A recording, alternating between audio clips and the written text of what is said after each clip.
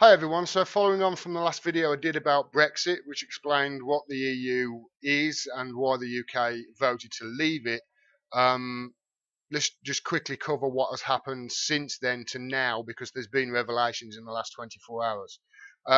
First of all, there's two things to note about the referendum.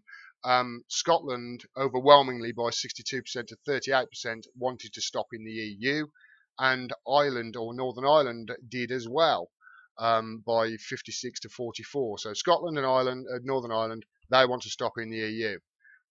Nicola Sturgeon, who is the head of the SNP in Scotland, used this to she started talking about Scotland leaving the UK again and started talking about another Scottish independence referendum.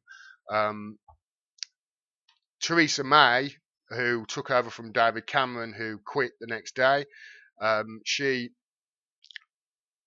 invoked Article 50 in March of 2017. That started the 2-year negotiation process of the UK leaving the European Union, and then in April called a general election expecting to get a bigger majority to have a stronger position in the negotiations with them. That didn't work. She lost the majority and had to form a minority government with the help of the DUP, the Democratic Unionist Party in Northern Ireland. The Democratic Unionist Party, the best explanation I've heard of them is their manifesto would be the Old Testament with fortnightly bin collections. They don't believe in climate change, they don't believe in evolution, they don't believe in gay marriage, they don't believe that in abortion under any circumstances. They're basically the Republicans of Northern Ireland. One of the things that they've warned about, though, is going for a hard Brexit, which would need some sort of customs and tariff border, because that would be in violation of the Good Friday Agreement, which brought peace with the IRA. You can see this map that I mentioned in the last video and why it's important. There can't be any border there between Northern Ireland and the Republican Ireland, and also Theresa May said that she's ruled out some sort of hard border on the Irish Sea in between Ireland and Great Britain. So it's a bit of a mess, to be honest, and the DUP are not happy about it. People in Northern Ireland are not happy about it, because also Westminster are meant to be neutral in Northern Ireland, and they're starting to mess about again. That goes against the Good Friday Agreement. So there are questions as to whether the DUP are going to withdraw the support that they're giving the Conservatives. That would lead to another election. Theresa May is calling for a hard Brexit, which, as I say, would need some sort of customs and tariff border around the UK.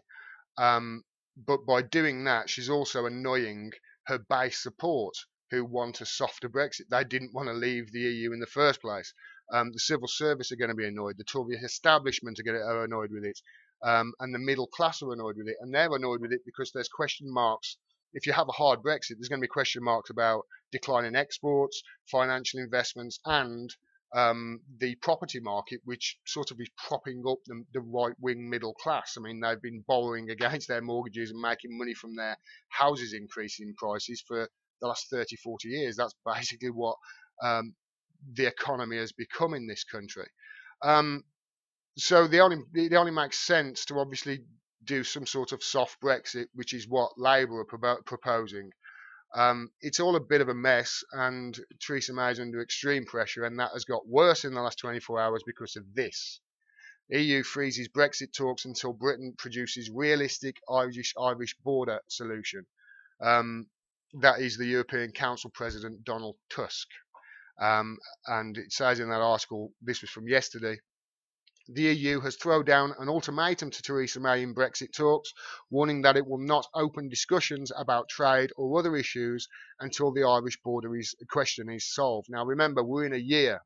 We're a year into this 2-year negotiation about exiting, and nothing's been resolved yet. And now the EU are saying we can't go forward with anything else until this border situation is resolved. Speaking in Dublin alongside the Irish Prime Minister Leo Varadkar, European Council President Donald Tusk said talks would be a case of Ireland first, and that the risk of destabilising the fragile peace process must be avoided at all costs. We know today that the UK government rejects a customs and regulatory border down the Irish Sea, the EU single market and the customs union, Tusk said. While we must respect this position, we also expect the UK to propose a specific and realistic solution to avoid the hard border. As long as the UK doesn't present such a solution, it is very difficult to imagine substantive progress in the Brexit negotiations. And then he went on to say, if in London someone assumes that negotiations will deal with other issues first before the Irish issue, my response would be Ireland first. So there's been a freeze in the negotiations until this is sorted out. In the last few weeks, there's been a lot of speculation with regards to Theresa May. I think this is from the end of January. Theresa May told to clarify Brexit stance or face a no confidence vote. She's on very thin ice. Most people are saying that her time is about to be up. And I wouldn't be surprised to see another general election very soon in the UK as a result of this. I think that pretty much covers it all as to where we are now and what has happened since the UK voted to leave the EU. If you've got any questions, leave them below. Let me know what you think. But it does not sound good, all of this, and it could lead to another election very soon. And that depends on where you stand as to regards to what you want. So yeah, thanks very much for watching, and until next time, take care.